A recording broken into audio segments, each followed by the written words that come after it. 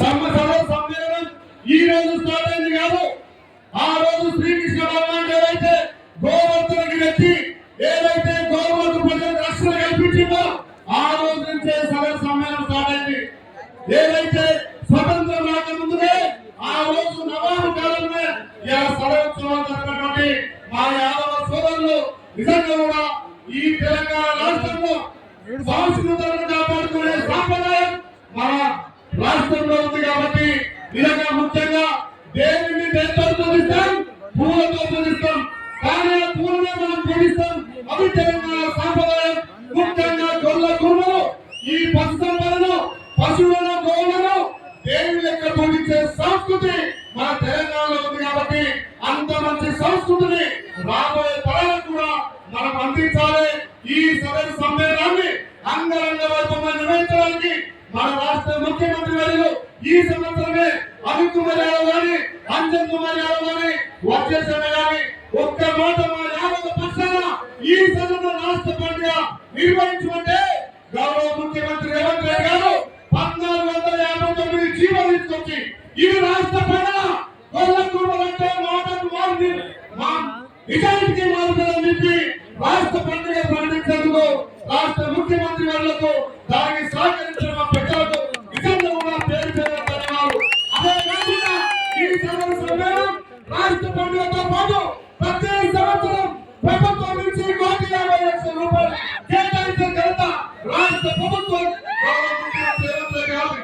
మన యాదవ చరిత్ర కొల్లకు అంటే ఇప్పుడు పెద్దలందరూ చెప్పారు.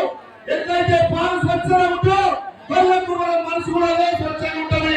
నిజంగా వాస్తవానికి కూడా ఎవరికైనా రూపాయి అప్పు తెచ్చుకుంటే ఎప్పుడు తీర్మానంటారో, ఎవరికైనా మాటిస్తే ప్రాణం పైనా సరే మాట తప్పని జాతి అంటే కొల్లకు జాతి.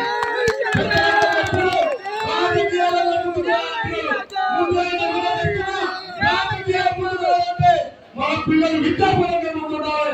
ప్రతి ఒక్కరు విద్యలో వచ్చినప్పుడే అన్ని రంగాల్లో ముందుకు రాస్తాం. మన పిల్లలు ఐఏఎస్ ఐపీఎస్ అయ్యేదాకా మన పిల్లలను చదివించుకోవాల్సిన అవసరం ఉంది. ఏమైనా ఇప్పటిదాకా మన తాత తండ్రులు నేర్పింది మనకు సాంప్రదాయం నేర్పిడు. డబ్బులుంటే నడుము కట్టుకుంటాం. ఇప్పుడైతే కాదు, డబ్బులను కూడా ప్రజలకు పంచాలి. డబ్బుల ద్వారా స్వచ్ఛత సంస్థలు పెట్టాలి. మనం 10 మందికి ఉపాధి చేయాలి. మనం 10 మందికి సహాయం చేయాలి. ఆ సంస్కృతి ద్వారా మనం ముందుకు పోవాలి. విద్య పరంగా ముందుంటే రాజకీయ పరంగా. అందుకే రాష్ట్ర ప్రభుత్వం కూడా విద్యా వైద్యం మీద పెద్ద దృష్టి పెట్టింది. కాబట్టి పెద్దలు ఏకమల్లేశ్వర గారు కానీ, త్యాగమల్లేశ్వర గారు హైదరాబాద్ లో 5 కోట్ల పెట్టి కొల్లకుర్మ భవనం, 5 కోట్ల పెట్టి గృహ భవనం కూడా నిర్మించి తెలంగాణలో ఉన్నటువంటి కొల్ల కుర్మలందరూ కూడా విద్యను అనుభవించాలని చెప్పి ఇలా విద్యాపరంగా పెద్ద పీట వేస్తుంది. కాబట్టి నిజంగా ఇంత ఉత్సాహం ఎప్పుడైనా వేరే కులస్తులను దూషించాల్సిన అవసరం లేదు. వేరే కులస్తులను కలుపుకొని మనం రాజకీయం ఎదగాలి.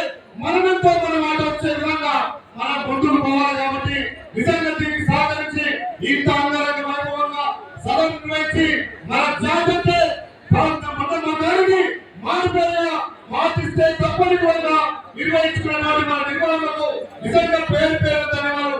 ప్రతి సంవత్సరం ఇదే పద్ధతిలో ఇది రాష్ట్ర పండుగ కాబట్టి అన్ని కూడా లేఖం చేసి మన కొల్లకు మన ఐక్యత చేసినప్పుడే మన ముందుకు పోతాం. కాబట్టి నిజంగా ఇలా ఒక పండుగ వాతావరణం ఇది శ్రీకృష్ణ వంశంలో ఉంటాం.